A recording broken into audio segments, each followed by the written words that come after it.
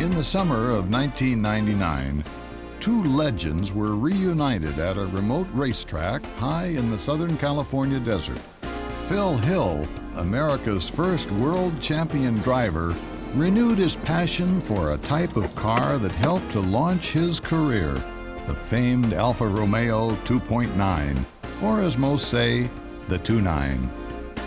Hill first raced a 2.9 in 1951 when he won the Del Monte Handicap at Pebble Beach in California.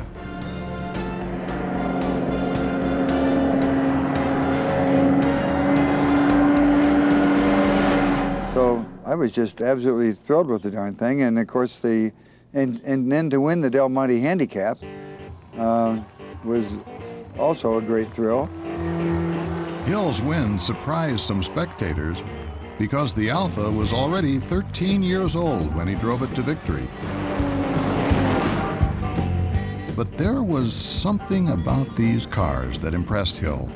There was so much lore and fame that went with the Alfa. It was not a difficult choice for me to decide that I sure would love to have that Alfa. Alfa Romeo was the all-conquering race car builder of its day. Alfas of the 1930s were the finest cars around. They were race-bred cars that were built and won the finest races around the world. And the 8-cylinder cars were really the pinnacle development of the Alfa line. And of course, of the 8-cylinder cars, the 2.9 was the pinnacle development. Its victories ignited the imaginations of young boys around the world. I'd read all the stories in the magazines and in the books and everything else. It just fitted right in to all the things that I romanticized about. It's just great stuff. I just never could get enough of it. While these cars and their predecessors dominated professional European sports car racing during the 1930s, a fan could buy one of these great cars directly from the factory and challenge the pros. In those days, all you had to do was be able to go out and afford a car like that, and you automatically could compete without having to become a mechanical wizard. Wizard or not, if you were a great driver, you could, on occasion, even beat the factory teams. In fact, that's what happened with the 2.9 that Christie's is offering. Piero Duccio, much like Phil Hill in later years, had to have a 2.9. He purchased one on June 18, 1937, and quickly had it outfitted for racing. Duccio became known for his love of curvaceous, race-ready cars. Now, Duccio went on later to form the Cisitalia car company, which were famous for building sports and racing cars in the late 40s and early 50s. But he got his start in this 2.9 Alfa Romeo. In its inaugural race, Duccio's Alfa took second, in between two Alfa team cars.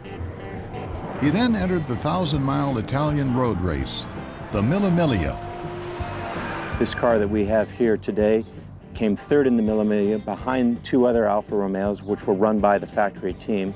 And of course, it then beat those team cars at the Stelvio Hill Climb. It was victorious over the Alfa team cars.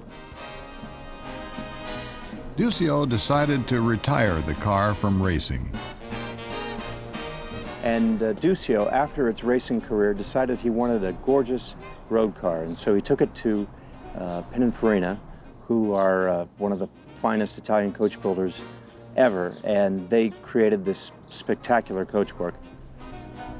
This body that's on it now is one of the most beautiful styling exercises that I've ever seen in a pre-war car. The long hood, short rear deck, and sleek pontoon fenders create a harmonious and balanced look that appeals to the most discriminating automotive experts. I think it has a timeless design. It has a wonderful flowing elegance. It's spectacular without being over the top, a wonderful balance. The proportions are nearly perfect, in my opinion. While the body was maintained, the engine was at one time separated from the chassis. But in the late 1980s, the original engine was found in New Zealand, and the chassis was reunited with its power plant. Since then, this remarkable one-of-a-kind car has been pleasing crowds wherever it's seen. Oftentimes, people ask what makes special cars valuable and so desirable. There are many different elements. They have to be exciting, they have to perform well, they have to look great. This car has it all. The 29 Alpha is the most fantastic reminder of what the ultimate racing machine was pre-war. 2.9s are very rare. There are only about 37 in the world, and this car has unique coachwork. It is the only one that looks like this. It is a one-off body, and so you will never see another one just like it. This helps to explain why people hold on to these cars almost forever. This is a car that will be owned for many years, probably. The new owner will use it and enjoy it for a lifetime. If I could own it, I would certainly never sell it. I would just drive it. I would be delighted to take that car home. They sound great. They look great. There's nothing better than a 2.9 Alfa Romeo.